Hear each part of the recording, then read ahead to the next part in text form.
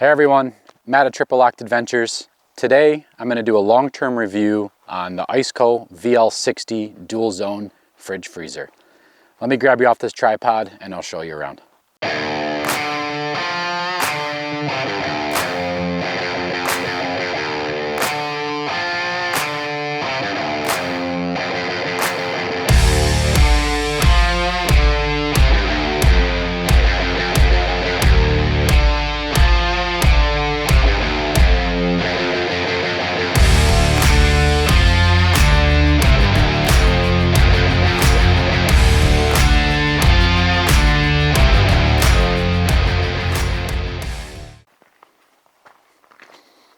All right guys, so I have had this ICECO VL60 dual zone fridge freezer combo for about, I think 3, maybe 4 years now, at least 3. Let me pull it out here and I'll kind of show you it. This thing has been a staple in all of our overland and camping adventures. We used to just use coolers for the longest time. You know, you buy ice, put a cooler in it. They worked great. We ended up buying one of the nice Yeti coolers. You could put ice in it and rock it for, you know, probably 3 or 4 days while changing a little bit of ice, draining the water, but really stout setup. We went on a camping trip with a buddy of ours, Tony, with a 4Runner. At the time, he had a 4Runner, and he pulled out ice cream. That changed everything. So now we have an ICECO VL60. I did a lot of shopping in the market, and of course everybody is aware of like the high-end brands.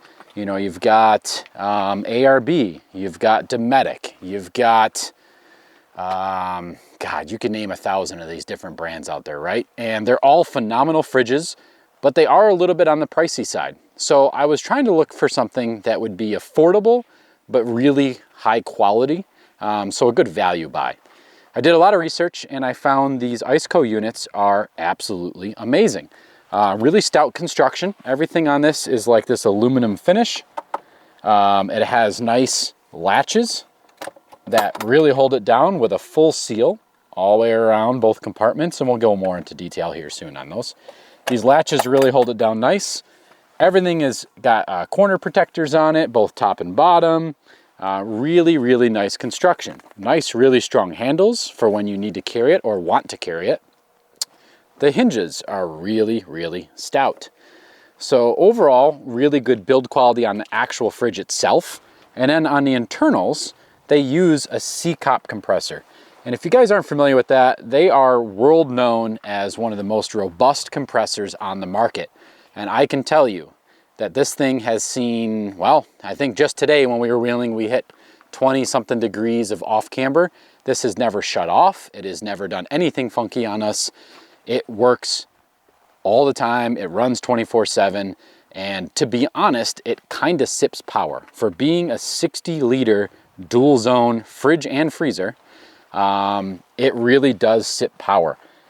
I want to say if you were to only run this, we do have a large battery pack. We have a 205 amp hour battery pack system, which is pretty large for an overland vehicle. When I run this nonstop, fridge and freezer going, and say what I would have run nothing else, it barely gets down to 90% of battery life overnight. So, for example, I have ran this fridge freezer with ice cream and frozen goods and fridge stuff going. I had an Overland festival where we were parked for the entire Overland festival for 3 days. Well, actually almost 4 days, but anyway, for 3 days. And it was only down to, I think, 60% of battery life while also running lights, charging stuff, that kind of stuff. So really impressive on its efficiency. One note, you can buy this with or without a cover. Ours did come with a cover that you put on there. I don't have it on here now. And the reason why is I found it did make a difference in really warm climates as far as keeping temperature consistent, but not enough. And more importantly, just the setup I have with this drawer that comes out, I kept rubbing stuff on it and I actually kind of wore away the cover. It would be really good if you're planning on using it, say in the back of a pickup truck or something, and it's going to be exposed to the elements a little bit better. I think that would really keep the heat down from getting in there and keeping this cooler. But overall, it holds temp really well. So let's actually talk about the dual zones. It's gonna be a little hard. Let me move a few things. We're actually in the middle of a campsite right now, remotely in the middle of nowhere. Right now, I have the left side over here is actually our freezer, and the right side is our fridge. Typically, we actually have that reversed, and that is worth noting. You can do fridge, fridge, freezer, freezer, or any combination you want, and that is all controlled on this panel here. And the reason I wanted to mention this is for what temperature you set it at versus what it holds. There is a little bit of a variance, and this is true in any fridge. Let me just show you. If you click mode here, first thing is what that side is set to. So that side is set to 0, and it was at 3. The other side is set at 39 and is actually at 36. The reason I wanted to bring this up is there's a little bit of variance, and depending on what temperatures you're using it in, you do need to kind of adjust. Typically, this side on the right side, let's call it, when you're looking at the control panel, is typically your freezer, and this is typically your fridge. Like I said, you don't need to do that, but the compressor and everything is below this right side, so this side will typically get a little bit colder faster, and this side will usually stay a couple degrees warmer. So, like I showed you, we have that set at 0, it's running at 3, and the other side, I forget what it had at 39, it's actually running at 36, so it runs a little bit cooler on that side. Some of that also is that we just grabbed some snacks and drinks and stuff out of there. So these have been open and closed a couple times, and obviously you're gonna lose some temp, and it's actually running right now to kind of reset that. It's just worth noting that you're gonna have a little bit of variance. There is, on this front cover, when you open it up, there is, I'll kind of zoom in here, there's an entire chart that tells you, if this will focus here, there's an entire chart of what you should set the temps to based on what kind of food or drinks you have in there, which is really nice. That has been a great reference point for us, just as starting, and then we've kind of made adjustments from there. But like I said, guys, this thing has ran 24/7 in the back of this vehicle. Unless it is completely empty and I have no plans of going on a trip, do I shut it off. It just runs all the time. I go to the grocery store, I put stuff in here. Like, it runs all the time. It has been for pretty much 3 years straight. 0 issues. It's really mind-blowing. A few things I want to mention on a control panel. So, like I showed you, you can control 2 zones.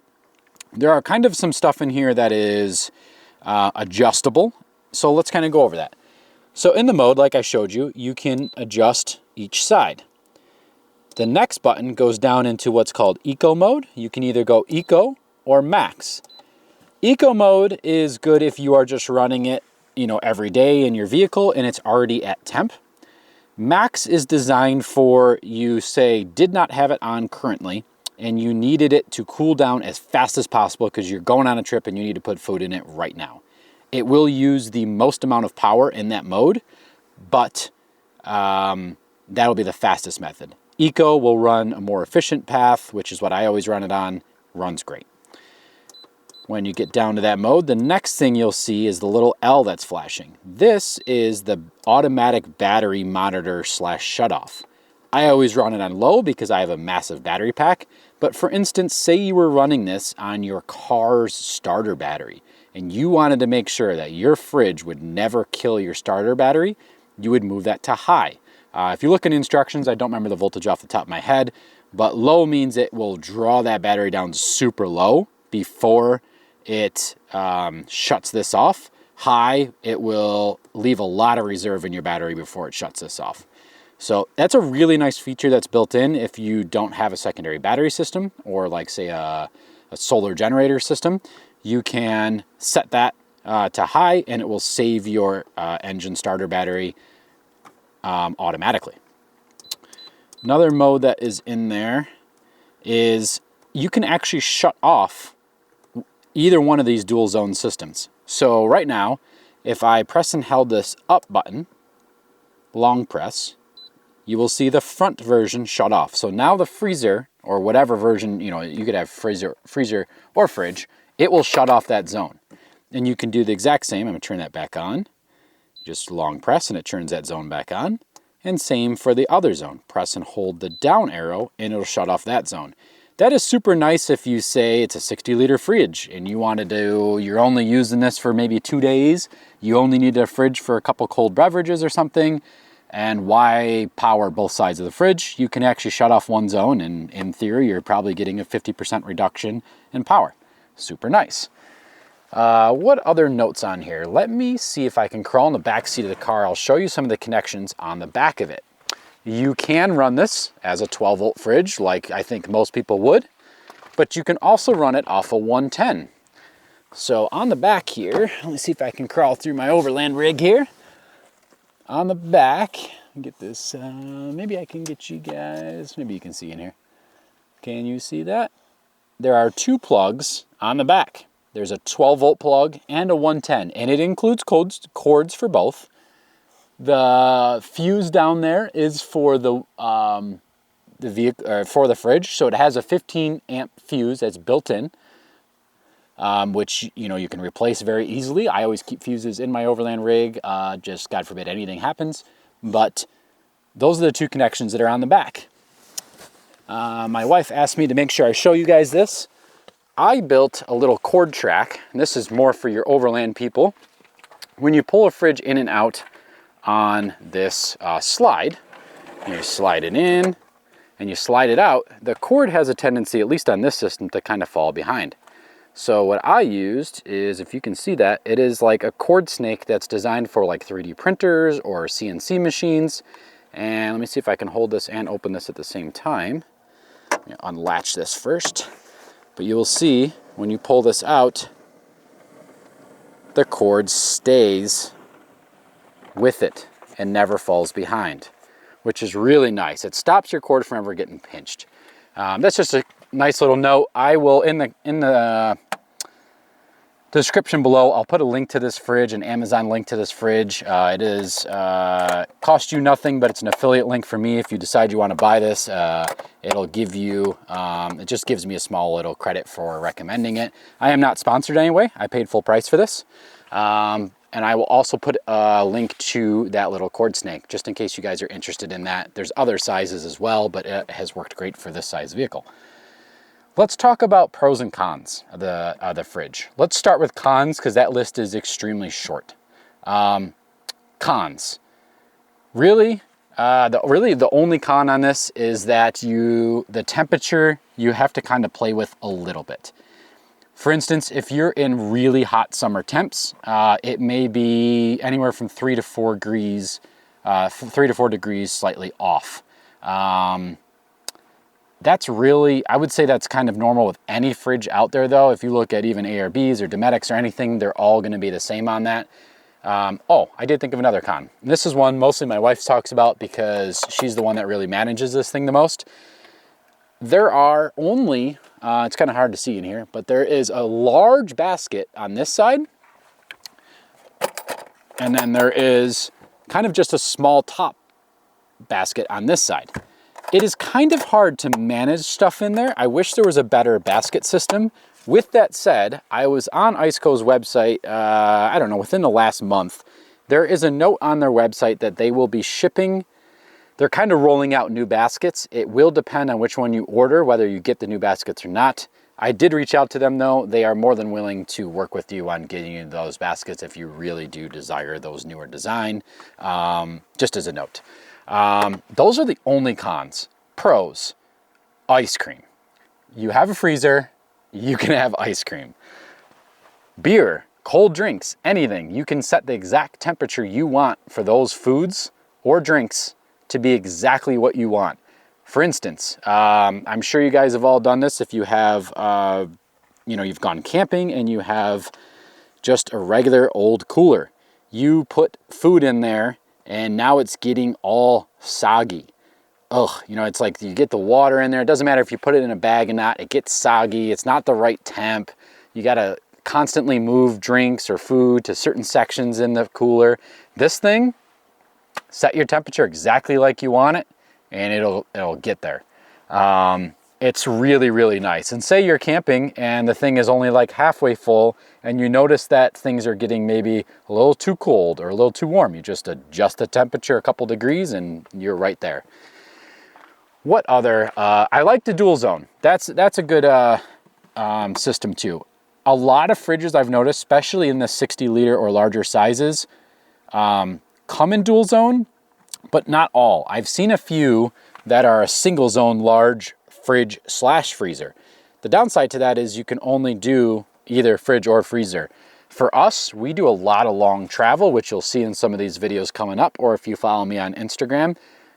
We've been traveling for the last about 4 weeks across the entire country. We're from the Northeast, and we're all, like, currently, as I stand right now, we are in the Corfu, what's the name of this thing, Danielle? Corfu National Refuge in Parker-ish, Arizona. So we do a lot of long travel, and being able to have a freezer section, freeze meats, freeze stuff like that, and then rotate it to the fridge as you need it and carry stuff long term is huge. That's also worth noting. A 60-liter fridge is ginormous. Let me slide this back in there. It is big. It fits in the back of our GX460. You could go taller, but not any longer. So it depends on your vehicle size. Of course, you should look up what specs you have and what can fit in your vehicle. But 60 liters is a large fridge, but if you do anything that's like a week or longer at a time, it's a godsend. Like we're on a 4-week trip. We shop I think we kind of restock a few things here and there, maybe once a week, maybe a little bit longer than that. Zero issues. So that's a huge pro to having a nice large dual zone fridge freezer. I think this is also a pro specifically for people that live in warm climates. I can't count the number of times when I was a kid in the middle of the summer, you went and bought ice cream and stuff, and where I grew up, it was a 40-minute-ish drive, maybe 35 minutes, to, like, say, Walmart or Target or any of your local grocery stores was a decent drive. You bought ice cream or something, by the time you got it home, it was already, like, melting, you know? Sure, you've got AC in the car, but it's, you know, having a fridge in your vehicle is a game changer. Something like this, too, where you can just quickly unplug it. Say you had just a little solar generator. You could just unplug this and move it from car to car. Say your wife is going shopping and she wants to be able to put all the groceries in here while running a bunch of errands. Easy peasy. Plug it into a little solar generator. You're easily going to get a bunch of errands worth done on a small solar generator. Call it a little Jackery or Blue Eddy or any of the name brands out there. You're easily going to be able to run this for probably 6 to 8 hours, no problem, right? So a full day's worth of running around. Now, you start wanting to run this thing for weeks on end like we are. Well, let me show you actually where our battery pack is now. It probably hasn't even moved because we practically just parked a couple hours ago. But we are at 98%, which is pretty amazing. So I think that's a huge pro though. If you're in a warm climate, being able to have a fridge and freezer in here is huge. Other than that, guys, that really covers it. This thing has been absolutely a game changer for us. We would honestly not be able to do this trip, I think, if we had a cooler. It would not be physically possible for us to do these long overland trips and constantly head back into town to get ice. I think it would be, I think it's possible, but it would be crazy. Being able to just throw everything in here, it's always ready. And like I said, guys, this thing holds up off-road like you can't believe. I don't want to throw any brands under the bus, but I know somebody personally that has a very high-end fridge that has had multiple issues with it. And also I have another friend with a different high-end brand. Again, I don't want to throw any brands under the bus, but he was telling me anytime he goes on a wheeling trip and does any kind of off-camber stuff, the fridge will temporarily shut off due to some sort of tilt sensor inside it. This thing runs all the time, nonstop, never questions it. It's amazing. I think that's all I have to say about this, guys. Shoot some comments in the shoot in the comments any questions you may have. I'm gonna put you guys on a tripod here and I'll talk to you.